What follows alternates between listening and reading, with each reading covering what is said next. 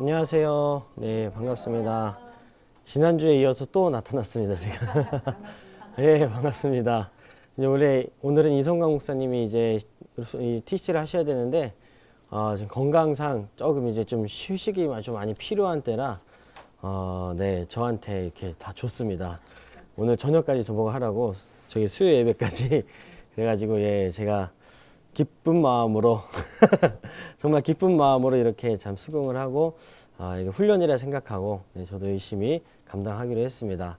네, 우리 이성광 목사님이 이제 몸이 좀 피로하면 간 쪽이 좀 많이 안 좋으세요. 그래서 좀 간이 이렇게 좀 평상시보다 좀 부어가지고 간이 부었다라고 하는 게 그런 의미가 있더라고요. 그래서 간이 좀 부어가지고 이제 좀 다른 장기들이 좀 이제 좀 통증이 있나 봐요. 그래서 좀 이제 쉬셔야 돼가지고 좀 약 먹으면서 교회는 출근하고 있지만 좀 이제 좀 이렇게 요양하듯이 다니고 있어요. 그래서 잘 이렇게 그건 쉬어야 나는 병이라고 하더라고요. 근데 이제 그게 더 커지지 않고 잘 안정돼서 좀 건강 회복할 수 있도록 좀 기도를 많이 해주셨으면 좋겠어요. 그래서 지금 보면은 좀 이렇게 보시면은 좀 격려 많이 해주시고 응원 많이 해주시면 감사하겠습니다. 너무 일을 열심히 하셔가지고 사역을 열심히 하셔서 네, 저도 열심히 하긴 하는데 그게 다 좀 다른가 봐요. 네, 하여간 네, 더 커지지 않도록 기도해 주시고 잘 해주시길 바랍니다. 그래서 제가 오늘도 이렇게 하게 됐고요. 이제 원종환 목사님은 이제 계속 일정 중에 있고 이번 주 토요일 날 이제 귀국하세요. 그럼 이제 다음 주부터는 원종환 목사님이 진행하도록 하겠습니다. 간단하게 교회 소식 몇 개 알려드리고 기도하고 시작하도록 하겠습니다. 먼저는 이제 6월 17일부터 19일 다음 주 월화수죠. 그때 이제 웨슬리 펠로우 컨퍼런스라고 이제 젊은 목회자들이 모여가지고 서로 컨퍼런스를 듣고 이제 또 세미나를 하고 또 여러 우리 웨슬리 펠로우라고 이렇게 묶여 있는 교회들이 있어요. 거기서 그 교회 목사님들이 오셔가지고 이제 토의도 하시면서 이렇게 뭐 3인 3색이나 4인 3색 같은 토크쇼도 진행하시면서 이제 후배 목사들에게 목회하는 방법에 대해서 좀 알려주는 시간을 갖게 됩니다. 그래서 우리 사역자들도 다 참석을 하고요. 특별히 우리 교회에서 우리 이기범 전사님을 필두로 해가지고 찬양 인도를 이제 우리 교회가 맡게 됐어요. 그래서 이기범 전사님이 가셔서 여기서 하듯이 이렇게 잘 하시면서 네, 찬양 인도 잘 할 수 있도록 네, 기도해 주시기를 바랍니다. 예, 트레이드 마크죠 이거. 네. 네, 좀 은혜롭고 귀엽게 하시더라고요. 네. 그 은혜와 귀여움을 같이 잡는다는 게 쉬운 게 아닌데 대단한 것 같아요. 네, 그래서 잘 하실 수 있도록 네, 기도해 주시기를 바랍니다.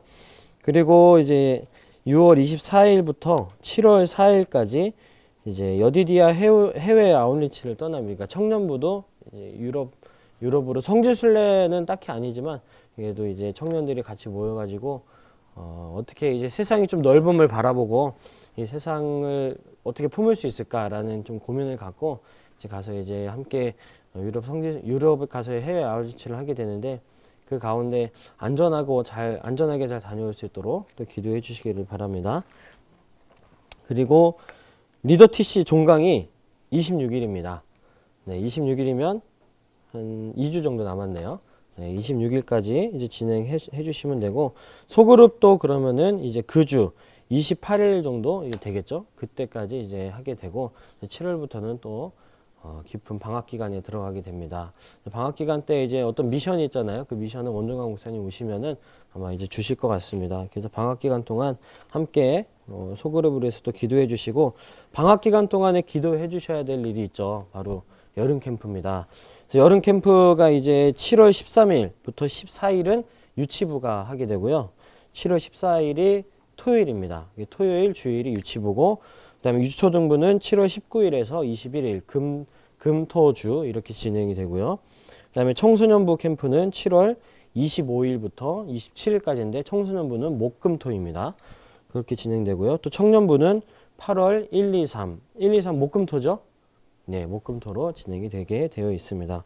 그래서 이 캠프를 위해서 6월 마지막 주 6월 24일부터 월요일부터 29일 토요일까지 여름 캠프를 위한 특세를 한 주간 동안 진행을 합니다. 그래서 주보에는 아직 안 나왔지만 이제 이번 주부터 주보에 실리게 될 거예요. 그래서 6월 마지막 주 6월 24일부터 29일까지 여름 캠프를 위한 특세에 함께 참석하셔서 우리 교사분들과 사역자들 그리고 아이들을 위해서 기도해 주시는 귀한 시간이 되시기를 바랍니다.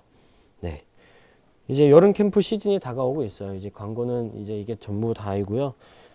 캠프를 통해서 아이들이 주님 만나고 은혜를 체험할 수 있는 귀한 시간 되도록 기도해 주셨으면 좋겠습니다. 자, 그러면 이제 기도하고 시작하도록 하겠습니다. 사랑해 주님 감사합니다. 하나님의 은혜가 오늘도 가득한 줄로 믿습니다. 주님께서 주신 귀한 은혜를 가지고 오늘 하루도 정말 기쁜 마음으로 또 힘차게 살아가기를 원하오니 주님께서 함께 하시고 우리 소그룹 인도자님들에게 정말 주님의 은혜가 함께 하셔서 날마다 주님과 동행하며 강건한 삶을 살아갈 수 있도록 인도하여 주시옵소서.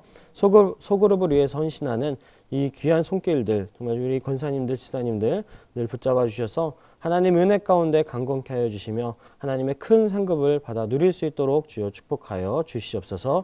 오늘도 귀한 시간 되게 하실 것을 믿사오며 우리 주 예수님의 이름으로 기도드렸사옵나이다. 아멘. 예, 감사합니다. 자, 우리 교재를 펴보시면 오늘은 14강입니다. 14강 제목이 오직 은혜이죠. 예, 오직 은혜. 오늘은 6월 12일입니다. 자, 말씀을 함께 봉독해 보겠습니다. 시작. 무릇 하나님의 영으로 인도함을 받는 사람은 곧 하나님의 아들이라. 너희는 다시 무서워하는 종의 영을 받지 아니하고 양자의 영을 받았으므로 우리가 아빠 아버지라고 부르짖느니라. 성령이 친히 우리의 영과 더불어 우리가 하나님의 자녀인 것을 증언하시나니 자녀이면 또 상속자 곧 하나님의 상속자요 그리스도와 함께한 상속자니 우리가 그와 함께 영광을 받기 위하여 고난도 함께 받아야 할 것이니라. 아멘. 로마서 8장 14절에서 17절까지 말씀이었습니다. 네, 오직 은혜라는 이제 제목인데요. 이 오직 은혜가 어디서 나오신지는 알죠? 네, 오직 은혜는 이 마틴 루터가 이제 종교개혁을 할 때 이제 종교개혁의 3대 고백, 3대 정신을 이제 이야기할 때 오직 믿음으로라고 선포를 합니다. 오직 믿음으로라고 할 때 이제 솔라 피데라는 말을 썼고요. 그다음에 오직 은혜라는 말로 솔라 그라시아. 이게 다 외국어예요. 네, 외국어인데 이게 그 라틴어거든요. 그래서 이 라틴어로 표현을 하기 때문에 영어랑 비슷하지만 조금 달라요. 그래서 그 다음에 이제 오직 성경으로가 솔라 스크립투라라고 해서 이 세 가지가 이제 마틴 루터가 이제 종교개혁을 하면서 외쳤던 구호입니다. 그래서 우리도 요거를 이제 항상 이 믿음과 은혜와 성경어를 가지고 우리가 신앙생활을 할 때 요거에 이렇게 항상 요 안에서 살아가도록 노력을 해야 되고 우리가 믿음으로 주님을 믿고 그다음에 우리가 구원받는 것은 오직 은혜로만 가능하고 그리고 우리가 삶으로 살아갈 때 우리가 표준으로 삼아야 될 것이 바로 성경이라는 것 요거를 붙잡고 살아가기를 바랍니다. 네. 자, 가면은 이제 이 마틴 루터가 종교개혁을 한 장소가 바로 요 비텐베르크 성당입니다. 이제 독일의 성지순례를 가보게 되는데 저도 이제 한번 가봤는데 제가 갔을 때는 좀 공사를 하고 있어서 조금 이제 완전한 모습은 좀 못 봤어요. 그런데 이제 사진으로 보면은 이렇게 다 완전한 모습을 볼 수 있는데 이쪽 아래 문에 보면은 이 유명한 95개조의 방방문이 여기 이렇게 문에 이렇게 써 있어요. 근데 지금은 이렇게 잘 해놨지만 원래 루터가 종교개혁을 할 당시에는 그냥 큰 문에다가 조그만 종이 그냥 몇 개 붙여놨다고 하더라고요. 근데 요거를 현실에는 이렇게 잘 이렇게 멋있게 해놓은 거를 이렇게 관광할 수 있도록 이렇게 한 건데 혹시 기회가 되시면은 한번 가보시면 참 좋을 것 같습니다. 네, 여기 비텐베르크 성당에 가면 그래도 여러 가지 역사적 자료들도 있고 좀 이게 어떻게 마틴 루터가 종교개혁을 하게 됐는지 그런 내용들이 좀 써있기 때문에 그런 것들을 참고하시면 좋을 것 같습니다. 그래서 오늘 제목은 오직 은혜라는 제목이고요. 사실 우리가 은혜를 이제 생각하게 될 때 은혜라는 거를 생각하면은 어떤 생각이 드시나요? 이런 거를 소그룹 우리 함께 하시는 소그룹 분들에게 한번 질문을 해보시면 좋을 것 같아요.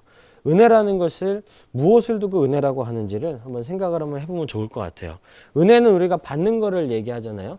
근데 은혜라는 것은 내가 뭔가 대가를 치르지 않았는데도 불구하고 찾아온 것에 대해서 은혜라고 표현을 합니다. 그래서 그런 면에서 이제 우리 질문을 보게 되면은 우리 다음 쪽 넘겨보시면은 뜻하지 않은 행복이 찾아온 순간을 기억하시나요? 라는 게 있죠. 그래서 은혜를 얘기하시면서 소그룹 우리 구성원들에게 이런 질문을 한번 여쭤봤으면 좋겠어요. 여러분은 혹시 뜻하지 않은 행복이 찾아온 순간을 기억하시나요? 그러니까 즉 은혜를 누군가에게 아니면 주님에게 받은 은혜의 기억이 있으신가요? 라고 이렇게 물어보셨으면 좋겠어요. 그리고 본인의 경험이 있으시면 한번 이야기를 한번 해보시면 좋겠습니다. 저 같은 경우는 이제 뜻하지 않은 행복이 찾아온 순간이라고 하면은 좀 뭔가 이렇게 기억을 하다 보면 확 떠오르는 생각은 잘 없는 것 같아요. 그런데 이제 대부분 이제 어렵게 좀 노력한 끝에 뭔가 행복을 맞게 되고 좀 노력한 끝에 뭔가 결과물을 취하게 된 경험들이 저는 많았던 것 같아요. 그래서 이런 걸 저도 이게 쓰면서 고민을 하면서 나는 어떤 은혜가 있었을까, 어떤 거를 이렇게 행복을 이렇게 취했을까 생각해 보면은 딱히 기억은 나지 않지만, 근데 그래도 이렇게 매일매일 내가 노력한 만큼의 어떤 대가가 주어진다는 것 자체가 그게 한편으로는 은혜가 될 수 있겠다는 생각도 들더라고요. 노력을 해도 못 받는 경우도 있잖아요. 근데 그럼에도 불구하고 노력을 했는데 어떤 결과가 딱 주어졌다는 것, 그 자체만으로도 굉장히 감사를 하게 되는 은혜의 순간이었다는 것을 고백할 수가 있었습니다. 그리고 이제 고민하다가 갑작스럽게 문득 이제 떠오른 순간들이 있었어요. 그 순간이 어떤 순간이냐면 제가 이제 수련목 시험을 이제 보게 되거든요. 봤거든요, 저도. 이제 얘기하지 않을게요. 네. 여러 가지 우리 전사님들은 이제 감리교환에서 목회자가 되기 위해서는 수련목 시험이라는 시험을 꼭 봐야 돼요. 이제 대학원 4년을 졸업하고 대학원 2년에서 3년을 졸업하고 그 다음에 이제 교단에서 이제 출제하는 수련목 시험을 볼 수 있는 기회가 생기는데 그때 이제 합격을 해야 3년간의 교회에서 인턴 생활을 하고 그리고 안수를 받게 되는 그런 과정이에요. 저도 이제 대학원을 다 마치고 이제 수료목 시험을 보게 됐는데 열심히 공부를 하긴 하지만 사실 사역을 하다가 사역하랴 공부하랴 이게 쉽지가 않거든요. 그래서 좀 어떻게 보면은 노력은 하지만 어떻게 보면 조금 이렇게 좀 불안한 그런 느낌. 시험을 보는데 이게 과연 붙을까? 이게 정말 잘 될까라는 생각 속에 너무나도 졸인 마음을 갖고 있었거든요. 시험 보는 날도 그냥 이렇게 가채점을 해보잖아요. 서로 다 끝나고 다음에 채점을 했을 때는 도무지 이거는 좀 뭔가 이번엔 좀 떨어졌다는 생각이 많이 들더라고요. 근데 참 감사하게도 제가 나중에 결과가 나오고서 이제 보니까 합격이 된 거예요. 정말 왜 그렇게 됐을까 좀 궁금했거든요. 근데 나중에 알아보니까 저희 그 수련목 시험하는 그 해에 이제 문제가 출제가 돼서는 안 되는 문제가 출제가 된 거예요. 그래가지고 그 문제는 다 빠지고, 네, 그 다음으로 이제 순서대로 이제 점수가 나온 대로 합격을 다 시킨 거예요. 제가 근데 거기에 딱 걸쳐가지고 제가 틀린 문제들은 다 출제가 되면 안 되는 문제들이 틀리게 된 거예요. 그래서 이게 무슨 일인가 하고서 이제 할렐루야 이렇게 하고 있더니 나중에 이제 지켜보고 나중에 보니까 그것 때문에 이렇게 희비가 엇갈리는 사람들이 많더라고요. 근데 하여간 저는 그것 때문에 붙어가지고 그때 진짜 은혜다. 이건 진짜 은혜다. 이건 진짜 뜻하지 않은 행복이다라고 이제 외치면서 이제 고백했던 기억이 확 나더라고요. 그래서 여러 가지로 우리가 삶 속에 어떤 특별한 은혜가 있지 않더라도 내가 노력한 만큼의 결과가 있는 것도 행복이지만 잘 생각해보고 잘 생각해보면 그런 순간들이 한 번쯤은 다 있다라는 거, 이게 생각이 난다는 거죠. 그래서 우리 속장님들은 혹시 그런 기억이 있으신가요? 어떤 뜻하지 않은 행복이나 좀 그런 은혜들을 받으신 기억이 있으신가요? 예, 있으셔도 그거는 이제 소그룹 가서 말씀하시기 바랍니다. 예, 그런 이야기를 꼭 나누시면은 그 소그룹 시작할 때 분위기가 좋아질 것 같습니다. 그래서 우리가 항상 이렇게 대화를 하면서 소그룹을 하시는 분들이 되기를 바랍니다.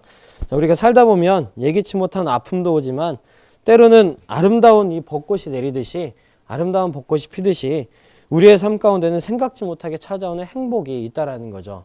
그것을 바로 은혜라고 한다는 겁니다. 그래서 그 은혜를 받는 삶, 이런 하나님의 귀한 은혜를 받는 삶이 정말 우리가 되기를 바란다는 것이죠.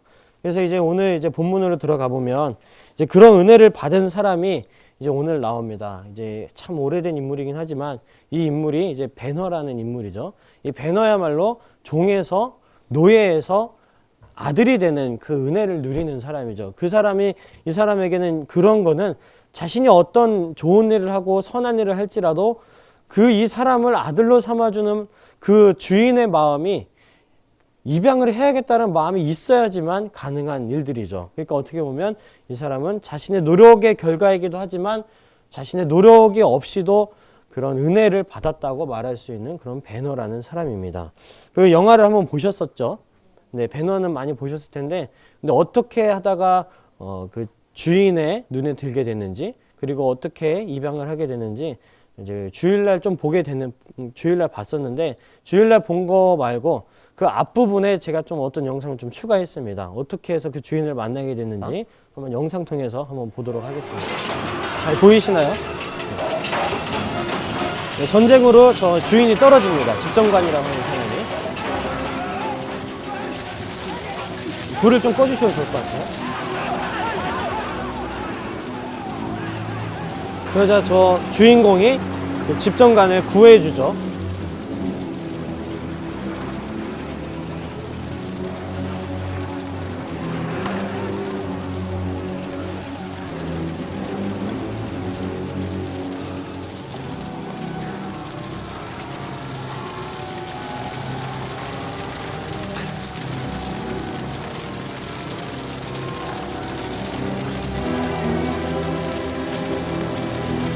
저 로마 시대 때는 저게 배를 잃은 그 선장이나 그 집정관은 그냥 거기 그 자리에서 자결을 하게 돼 있대요. 그래서 이제 자결을 하려는 모습이 나옵니다. 근데 노예가 막죠, 그거를.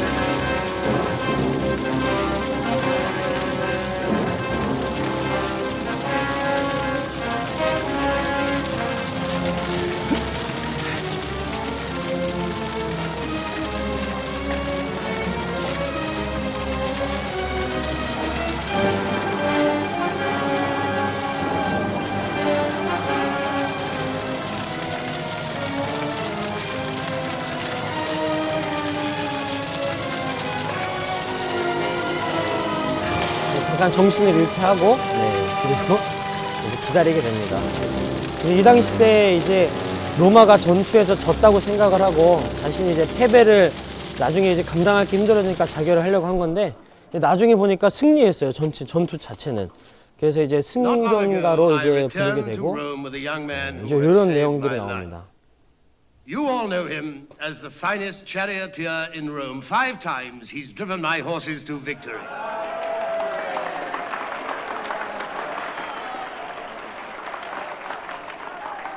I know him as one who stands in the place of the son I lost. I have the love and pride in a son's achievements, which I thought I should never have again.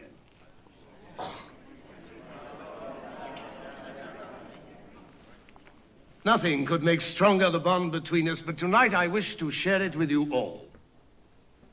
The formalities of adoption have been completed. Young Arius is now the legal bearer of my name and the heir to my property. 합법적인 상속자란 말이 나오죠. ancestors would have gone to my son. So now it is yours.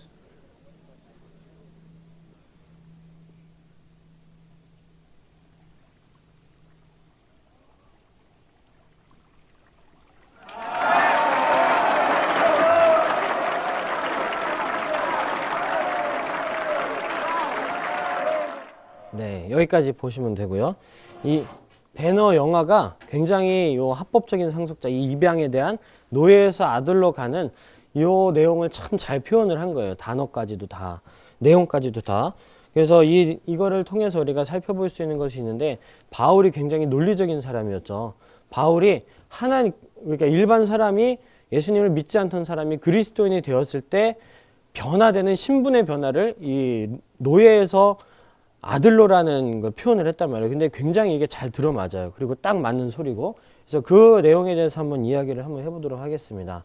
먼저 여기 교재에 보시면 그레코 로만이라는 말이 나오죠. 이게 무슨 뜻이냐면 그리스와 로마를 뜻하는 겁니다. 그냥 간단한 거예요. 그레코 로만이라 그러면 그냥 그리스 로마 사회, 그리스 로마 시대를 얘기를 하는 겁니다.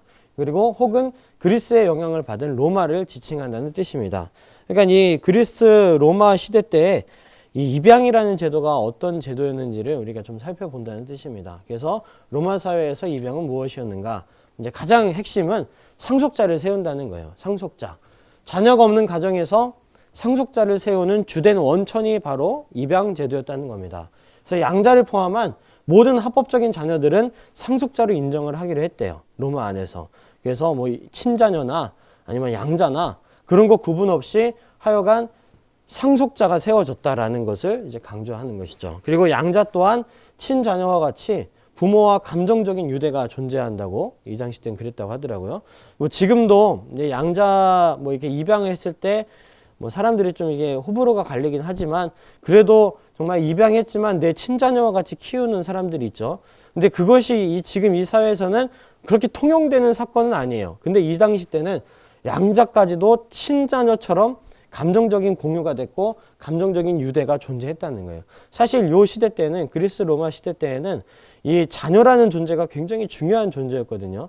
자녀가 없으면은 심지어는 자녀가 없고 입양도 하지 못할 경우에는 그 사람의 족보가 아예 끊어지고 그 사람의 존재가 아버지의 존재, 그 가정, 그 조상들의 존재가 아예 역사책에서 사라질 수도 있는 그런 위기에 놓이게 되는 상황이라고 하더라고요. 그러다 보니까 상속자를 세우는 것은 자신의 재산을 넘기는 것 이상으로 자신이 이 세상을 살았다라는 존재를 자녀를 통해서 증거할 수 있는 하나의 중요한 그런 도구가 됐다라는 거죠. 그런 측면에서 그러니까 우리가 생각할 때는 친자녀가 없으면 그냥 뭐 양자 드리지 말고 그냥 살아도 될 것 같은데 왜 이렇게 양자까지 드렸나라는 생각이 있겠지만 이 사회 때에는 이 그레코 로마 시대 때에는 무조건 상속자를 세우는 것은 자기의 존재 자체를 역사에 남긴다라는 의미가 있기 때문에 그렇게 한 겁니다. 그러나 단 적절한 이유 없이 여러 명의 양자를 두는 것은 제한했다고 이렇게 얘기를 합니다. 그러니까 무분별하게 양자를 삼는 것은 제한한 거죠. 그래서 하여간 로마 사회에서 입양이라는 것은 굉장히 이렇게 상속자를 세우는 중요한 일이었다는 겁니다. 자, 그래서 이제 상속자를 세웠다는 것, 입양을 했다는 것은 이제 한번 너는 나의 노예였지만 뭐 일반 사람이었지만 네가 나의 이제 아들이 되면서 너랑 나랑은 끊을 수 없는 관계가 된 사람이다. 끊을 수 없는 존재가 됐다라고 얘기를 합니다. 그래서 성경에서는 바울은 요 구절을 이렇게 얘기하고 있습니다. 이 구절 로마서 8장 14절에서 17절 말씀 함께 읽어보도록 하겠습니다. 무릇 하나님의 영으로 인도함을 받는 사람은 곧 하나님의 아들이라.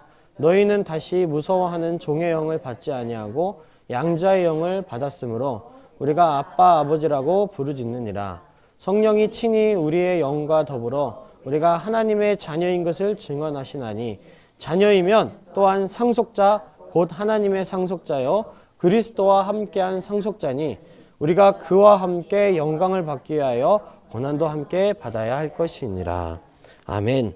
그러니까 우리가 그리스도인이 된다는 것은 주님 안에서 하나님을 믿는 사람, 하나님의 자녀가 됐다는 것은 상속자가 된다는 겁니다. 누구의 상속자냐면 하나님의 상속자여 그리스도와 함께하는 상속자가 된다는 뜻입니다. 이것은 우리가 예수님과 하나님과 끊을 수 없는 관계에 있게 됐다는 뜻이에요.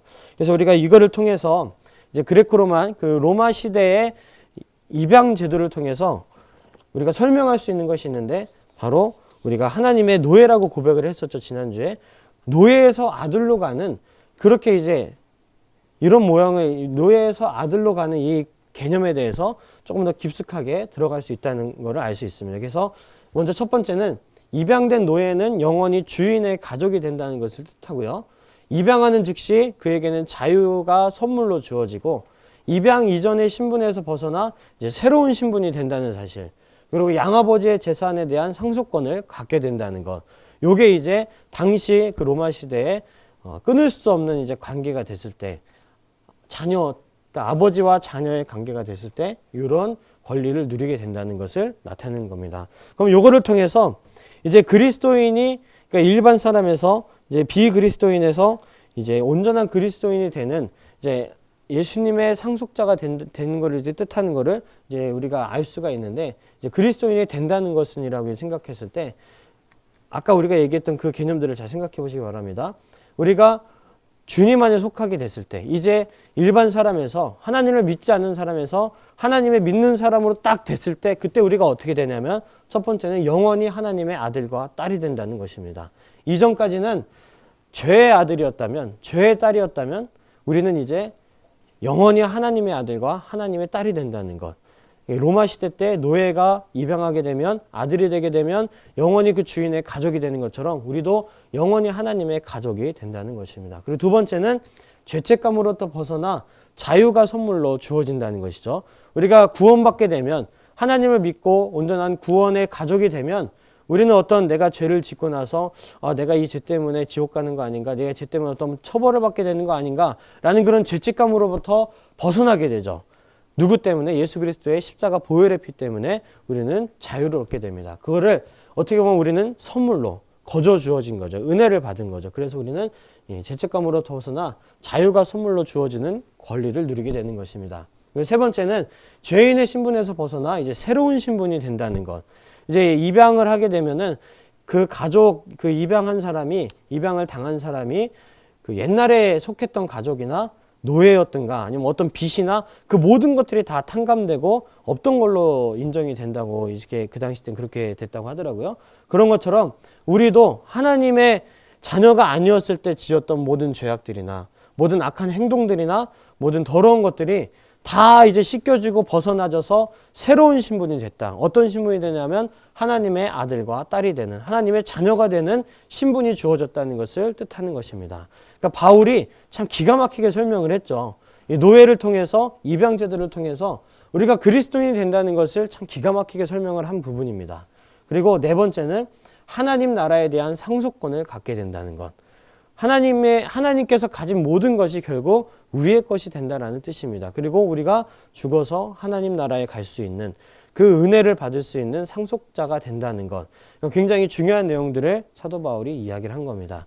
그래서 우리도 사실 그리스도인이 된다는 것은 그냥 예수님을 내가 믿는 사람이 됐다는 것이 아니라 요 네 가지에 한해서 정말 주님께서 주시는 귀한 축복들을 누리게 된 사람들이라고 우리가 믿고 생각하고 요거를 이제 소그룹 회원들과 소그룹 구성원들과 함께 나누시면 좋을 것 같아요. 그리고 하나하나 살펴보시면서 우리가 정말 하나님의 아들과 딸이라는 것을 다시 한번 되새겼으면 좋겠고 우리 안에 혹시 죄책감이 있으시는지 우리가 어떤 내 죄로 말미암아서 그 죄가 자꾸 벗어지지 아니하고 그 죄책감 때문에 마음이 무겁다라고 하면 그럴 필요가 없고 우리가 회개할 수 있고 주님 앞에 나와서 다시 한번 주님께 나올 수 있는 기회를 얻은 사람이라는 것을 좀 나눴으면 좋겠습니다. 근데 많은 사람들이 죄를 짓고 나서 이제 다시는 또 죄를 지으면 안 되는데 또 계속 반복되죠.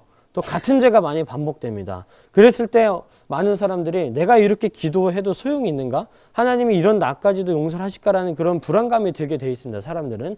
근데 하나님께서 말씀하시기를 그럼에도 불구하고 끝까지 회개하는 사람은 하나님이 그 사람을 용서하시고 그 죄에 대해서 기억하지 않으신다고 우리 주님은 말씀하셨죠. 그래서 그런 확신을 심어주시고 그런 믿음을 가질 수 있도록 우리 소그룹 구성원들을 좀 이렇게 격려해 주시고 인도하셨으면 참 좋겠습니다.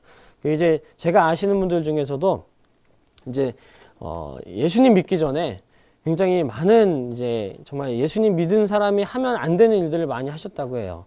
그러니까 이제 그분들은 이제 여자분들인데 이제 어떤 이제 뭐 교회를 다니면 어떤 뭐 점을 보면 안 되잖아요. 네. 근데 이제 그런 데를 많이 다니고 좀 그런 쪽으로 많이 빠졌던 분이 계셨었어요. 그래서 근데 그분이 결국에는 예수님 믿고 나서 다 청산을 했는데 그게 옛날에 그 죄악들이 자꾸 자기를 누를 때가 있다는 거예요.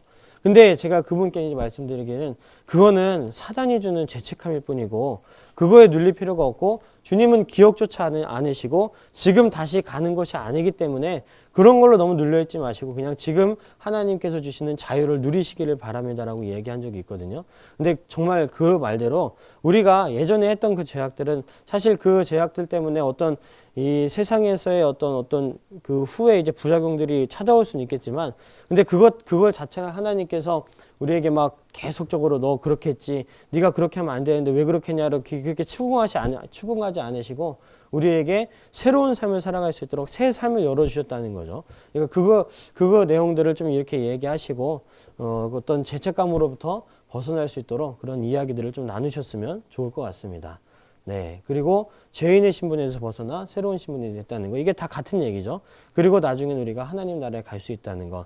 요 내용들만 잘 생각한다면 사실 신앙생활 한다는 게 굉장히 기쁜 일이라는 것을 우리가 알 수 있게 됩니다.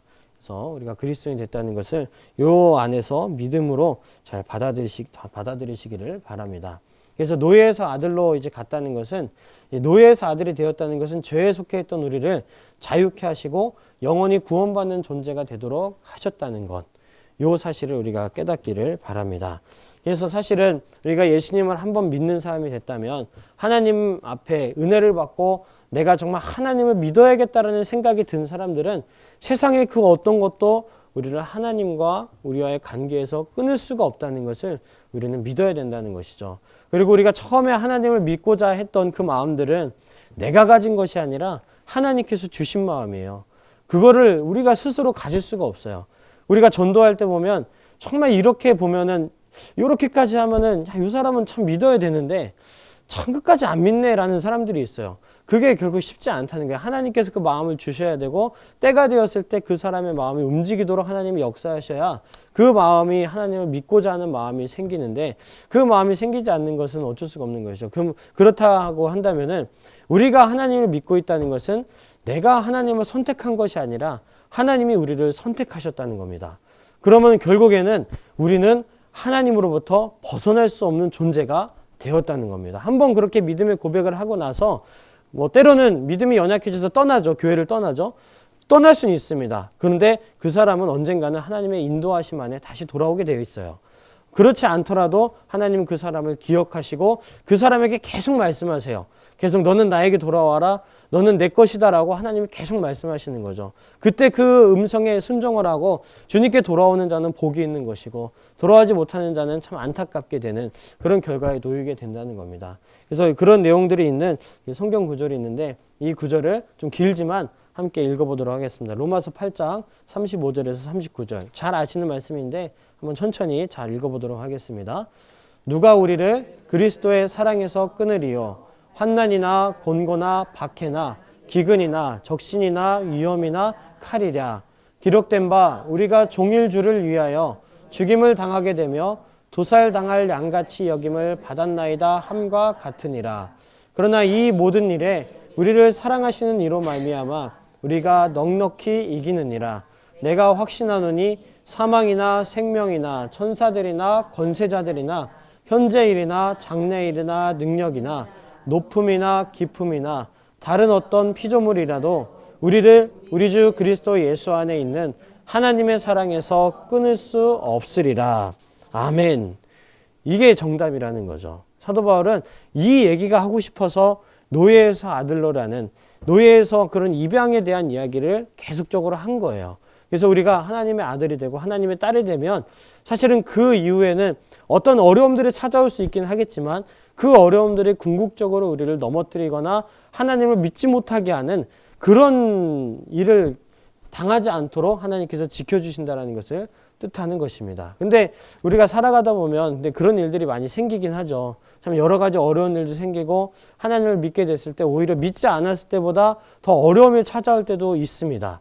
그런데 그때 어려움이 있긴 하지만 하나님은 그때 우리에게 이겨낼 수 있는 힘을 주시고 그럼에도 불구하고 끝까지 주님을 의지했을 때 옛날보다 더 온전한 더 견고한 신앙을 허락하시고 견고한 삶의 자리로 우리를 인도해 주신다는 것 그거를 믿고 우리가 끝까지 나아가게 되는 그런 믿음의 사람이 될 수 있도록 인도해 준다는 그 하나님의 은혜가 있는 말씀인 것입니다. 그래서 우리가 이 말씀들을 기억하고 소그룹 우리 속도원들과 함께 얘기를 나누실 때 아마 여러 가지 일들이 있을 거예요. 때로는 이제 오랫동안 신앙생활 하시던 분들 중에는 옛날에는 내가 참 뜨거웠는데 근데 어떤 일이 있고 나서는 좀 이렇게 시그러들었다라는 얘기도 하시는 분도 있을 거고 좀 여러 가지 좀 어려운 일이 있고 좀 세상이 좀 바쁘다 보니까 좀 믿음 생활 좀 잘하지 못하고 있다라고 얘기하시는 분들이 있긴 하겠지만 그럼에도 불구하고 하나님은 그분들을 지금도 불러주고 계시고 그분들과 함께 하시고 그분들의 삶이 온전한 삶이 되기를 바라고 계신다는 그 하나님의 마음을 좀 알려주셨으면 좋을 것 같아요. 그래서 그 어떤 것으로부터 우리가 하나님과의 관계에서 끊을 수 없다라는 것을 좀 이렇게 항상 이야기하시고 그것을 믿고 좀 이렇게 나아갈 수 있었으면 참 좋을 것 같습니다. 그래서 우리를 노예에서 아들과 딸로 삼아주신 하나님께 사실 날마다 감사와 사랑을 올려드리는 것이 중요하다는 거죠. 이 웃음 표시는 일반 소크라티스에서는 볼 수 없는 표시입니다. 네, 제가 하니까 나오는 겁니다. 네. 네, 웃음을 갖고 살아가시기 바랍니다. 날마다 감사와 사랑을 좀 올려드리는, 좀 하나님께 그 감사를 올려드리는 그런 분들이 되셨으면 좋겠어요. 그러니까 사실은 우리가 좀 평상시엔 이런 걸 잘 몰라요. 평상시에는 내가 얼마나 하나님께 많은 축복을 받았고 얼마나 감사한 삶을 살고 있는지를 잘 모르죠. 근데 어떤 이제 사건에 딱 처하게 되거나 아니면 주변에 다른 어떤 어려운 것들을 이렇게 겪는 분들을 보면은 아, 그래도 나는 참 주님 안에서 참 감사한 삶을 살고 있구나라는 걸 느끼게 되죠. 그리고 그거에 따라서 감사를 올려드리고 또 사랑을 또 올려드립니다. 근데 그거는 좀 우리가 좀 그랬으면 좋겠어요. 그럴 때만 그런 게 아니라 좀 매 순간 매일매일 하나님께서 주시는 그 은혜에 감사하면서 그 감사와 사랑을 좀 매일 드렸으면 좋겠어요. 하나님이 그럼 얼마나 기뻐하실까요? 그 부모와 자녀의 관계를 생각하면 딱 적절한 것 같아요. 부모님들은 항상 자녀를 위해서 애쓰죠. 어떻게든 아침에 뭐 학교 가는 자녀라면 어떻게든 일으켜가지고 학교 가고 밥 먹이려고 하는데 애들은 그게 또 짜증나나 봐요. 그러니까 막 왜 이렇게 일찍 깨웠냐 그러고 왜 아침밥 뭐 이렇게 막 바빠 죽겠는데 이게 먹고 가라 그러냐고 그러고 간단하게 먹으면 되지 막 그런 얘기를 많이 하죠. 근데 참 저는 이제 학창 시절까지는 부모님과 함께 살았어요. 근데 대학교에 딱 입학하고 나서부터는 이제 혼자 많이 살았거든요. 그때 이제 딱 생각되는 게, 야, 그때 엄마 밥이 진짜 최고였구나. 집에 오면은 빨래도 다 해주시고, 뭐 다 청소도 해주시고, 자, 그게 참 그렇게 그립더라고요. 근데 이제 지금 이제 제가 결혼하고 살아가는데, 옛날에 이제 네, 이건, 네, 방송을 찍고 있어서 참 곤란하긴 한데, 네, 하여간, 네, 잘 안 보니까. 네. 이제 옛날에는 이제 아내분들이 이런 얘기를 많이 했다고 하더라고요. 우리 엄마가 참 옛날에 밥도 다 해주시고 빨래도 다 해주시고 그랬는데 이제는 내가 남편 빨래도 다 해야 되고 남편 밥도 챙겨주고 애도 챙겨야 되고 엄마가 있었으면 좋겠다는 얘기를 많이 했다고 하더라고요. 근데 요즘 세상은 남자도 마찬가지인 것 같아요. 남자도 저도 때로는 엄마가 오셨으면 좀 좋겠네. 좀 했으면 좋겠다는 생각들이 들더라고요. 왜냐면 이제 아내가 이제 아기를 보고 있으면 가서 이제 제가 놀기가 그렇잖아요. 요즘 세상에 남자들은. 그러니까 저도 그냥 가서 빨래도 하고 설거지도 하고 막 가끔 해요. 청소도 하고 하다 보면 어쩔 땐 되게 피곤할 때가 있어요. 근데 그때도 이제 아기가 워낙에 요즘은 다 좀 저도 젊은 세대라 이제 참 그래도 이제 지금까지 아기를 키우신 분들은 참 정말 대단하신 것 같은데 요즘은 부모님들이 아기 하나에 참 쩔쩔 매가지고 힘들어 하잖아요. 그러니까 그 힘든 모습 보고 있으면 혼자 막 두른다가지고 TV를 못 보겠는 거예요, 도무지. 그래가지고 어쩔 수 없이 그냥 하죠. 그러면 하다 보면은 참 엄마가 생각나네, 막 이런 생각이 나기도 하더라고요. 아마 다 이해하실 거예요. 뭐 성별은 다르지만 같은 경험을 하셨으니까. 하여간 그런 것처럼 그때 어떤 시기에만 좀 감사를 드리는 게 아니라 매일 매순간 하나님께 감사를 드리면 얼마나 좋을까요? 이 세상을 사는 동안 참 길다면 길다고 할 수 있는 인생이고 짧다면 짧다고 할 수 있는 인생인데 길든 짧든 하나님께서 함께 하실 때 그 함께함을 참 감사드리고 이렇게 사랑을 드릴 수 있다는 거는 그게 참 축복이고 우리의 권리인 것 같아요. 그거를 했을 때 하나님께서 더 큰 은혜를 주시고 더 큰 복을 주실 줄로 믿습니다. 그래서 그렇게 살아가는 우리가 되셨으면 좋겠습니다. 그래서 지난주에 노예계획서를 쓰셨죠.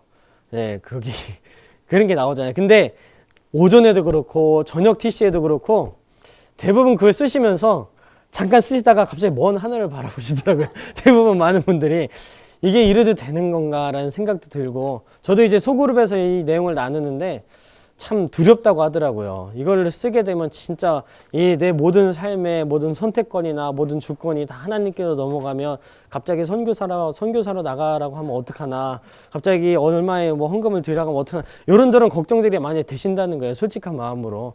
저는 소그룹 때 굉장히 솔직한 이야기를 많이 나누거든요. 솔직해야 그래야 이제 문제점을 파악하고 그거를 얘기할 수 있으니까.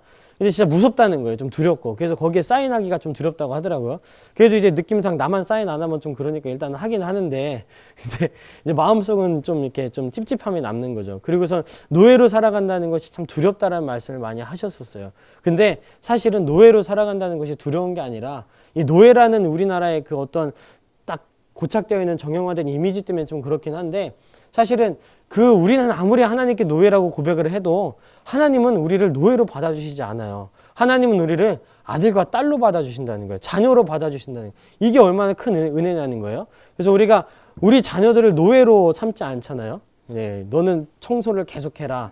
설거지만 계속하라고 하지 않고 때로는 너도 이런 걸 받고 있으니까 청소도 하고 때로는 너도 그런 설거지도 하고 살으라고 얘기하는 것처럼 하나님도 우리가 이 세상에서 그리스도로 살아가기 위해서는 때로는 너도 고통 가운데 있을 때도 있고 어려운 가운데도 처할 때도 있다. 하지만 네가 그거를 완전히 맞는 건 아니고 너가 이 그리스도로 살아가고 내 이름을 나타내기 위해서 때로는 겪어야 되는 거기 때문에 이렇게 좀 해달라고 이렇게 하나님께서 얘기하시는 것이지 너는 평생 그런 존재 이렇게 생각하는 것이 아니라는 겁니다. 그래서 우리가 좀 요 사실을 좀 깨닫고 분명히 하나님께서 우리에게 어떤 어려움을 주시면 때로는 어떤 노예로서의 부담을 주시면 그에 맞는 그에 반드시 합당한 상급을 주신다는 것을 우리는 깨달아야 된다는 겁니다. 지난주에 보면은 상급을 기대하지 말라고 했는데 기대하지는 말지만 않지만 그래도 하나님은 기대하지 않는다고 해서 야 기대 안 하고 있으니까 안 줘도 되겠네가 아니라 기대하지 않고 있을 때 하나님께서 어떤 뜻깊은 뜻밖의 선물을 우리에게 항상 주신다는 것,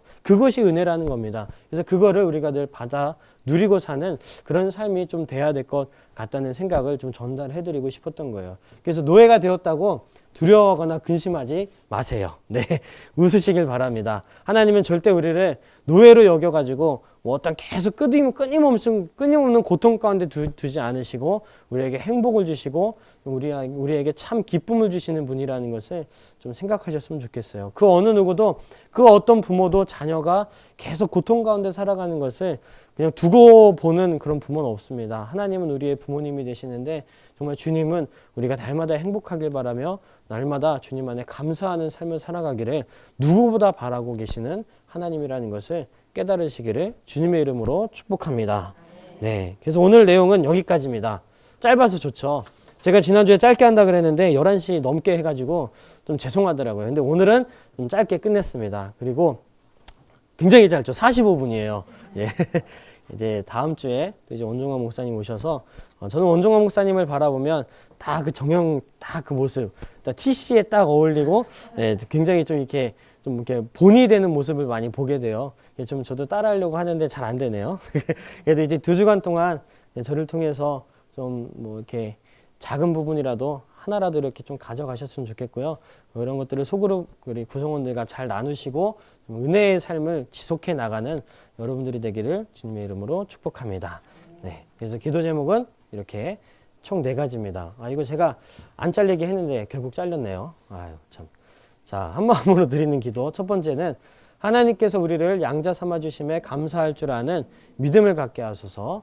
두 번째는 어느 순간 찾아오는 삶의 작은 행복들로 인생의 무게를 잘 감당하게 하소서. 아까 이 부분이 그 은혜에 대한 얘기인데 그 요즘에 소확행이라는 말 혹시 아시나요? 소소하지만 확실한 행복 맞나요? 정재준 선생님 맞나요? 확실한 행복이 맞나요? 네. 저는 여러분들 혹시 그런 게 있으세요? 작은 걸로 굉장히 행복감을 느끼는. 저는 그것도 하나님의 은혜라고 생각해요. 왜냐하면 큰 행복. 제가 옛날에 요즘엔 좀 안 그런데 옛날에 제 아내가 생일 선물을 사준대요. 뭘 갖고 싶네요. 근데 저는 이미 알잖아요. 어느 정도 사줄 거라는 걸. 그 금액 정도를 알잖아요. 그러니까 딱히 그 정도 금액으로는 갖고 싶은 게 없는 거예요. 행복한 게.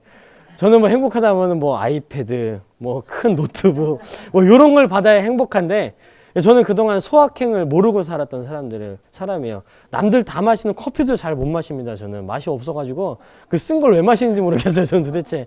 그러니까 이제 커피도 못 마시지. 뭐 어떤 그렇다고 뭐 작은 행복, 뭐 이렇게 삶에서 작은 행복을 찾을 만한 게 없는 거예요. 근데 제 아내는 여자들은 옷을 사도 참 싸더라고요, 그게. 저는 남자들은 바지 하나만 사도 막 5, 6만 원 해가지고 못 사는데 여자들은 뭐 바지 하나에 2만 원, 뭐 15,000원 그래가지고 그거 사면서 되게 행복감을 느낀다고 하더라고요. 저는 그런 걸 못 찾아갖고 행복함을 못 느꼈었죠, 많이. 근데 요즘 최근 들어 그걸 찾게 됐습니다. 이제 나름대로 제가 과자를 되게 즐겨 하거든요.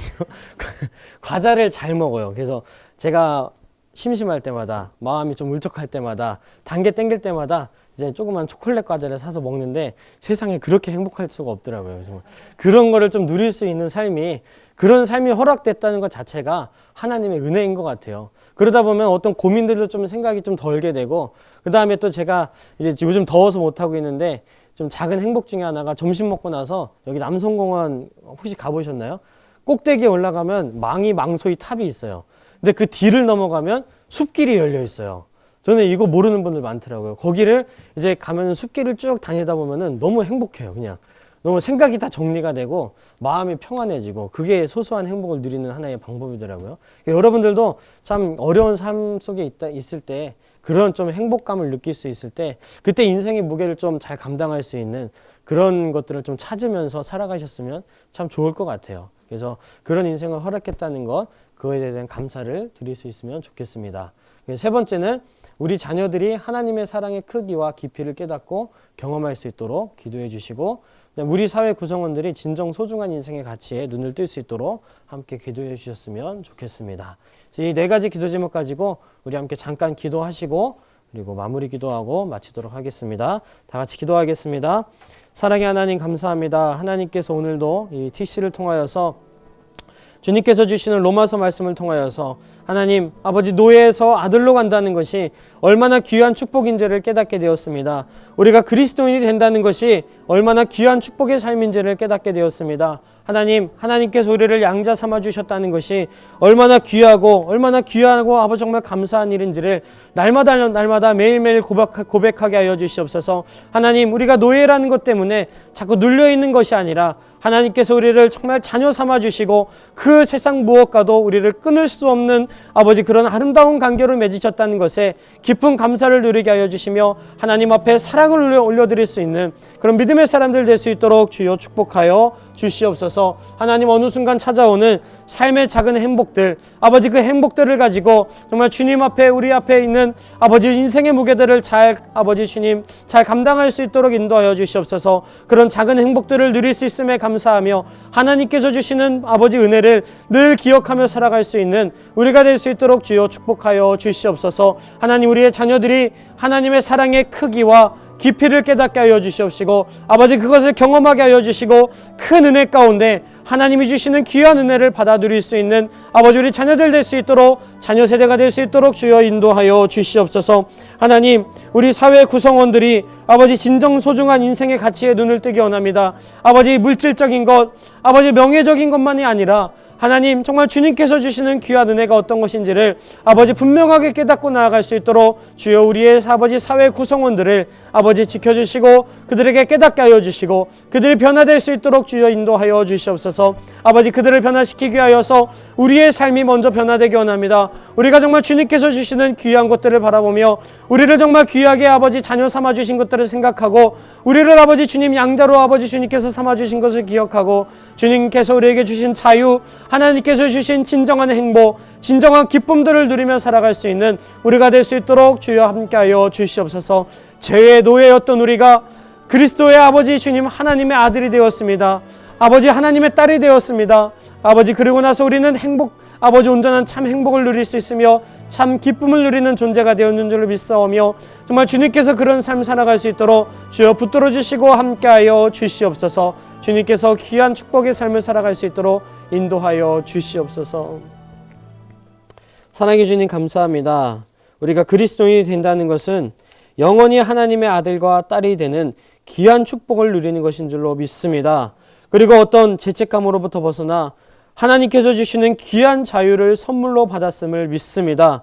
우리가 자유를 누리게 하여 주시옵소서. 하나님께서 주시는 그런 귀한 자유를 그 소소한 행복들을 누리며 정말 큰 행복으로 또 누리며 우리가 살아갈 수 있는 귀한 백성 될 수 있도록 인도하여 주시옵소서. 그래서 우리의 죄인의 신분이 이제 새로운 신분, 하나님의 귀한 자녀가 되는 신분으로 바뀌어진 줄을 믿사오니 하나님께서 함께하여 주시옵시고 늘 주님과 동행하며 주님께 감사를 올려드리며 주님을 아버지 사랑한다고 고백할 수 있는 믿음의 백성들 될 수 있도록 도와주시옵소서. 그렇게 기쁨 가운데 이 세상 살다가 하나님 나라의 상속권을 아버지 받은 사람으로서 하나님 나라에 들어가서 주님과 영원히 행복하게 정말 영원히 살아갈 수 있는 믿음의 자녀들 될 수 있도록 주여 축복하여 주시옵소서. 하나님께서 우리 소그룹 인도자님들에게 그런 은혜 주실 것을 믿습니다. 또한 소그룹 구성원들에게 그런 은혜 허락하여 주실 것을 믿사오니 주님께서 함께 하시고 인도하여 주시옵소서. 모든 것 주님께 맡겨오며 우리 주 예수님의 이름으로 기도드렸사옵나이다. 아멘. 네, 고생하셨습니다. 네, 이것을 마칩니다.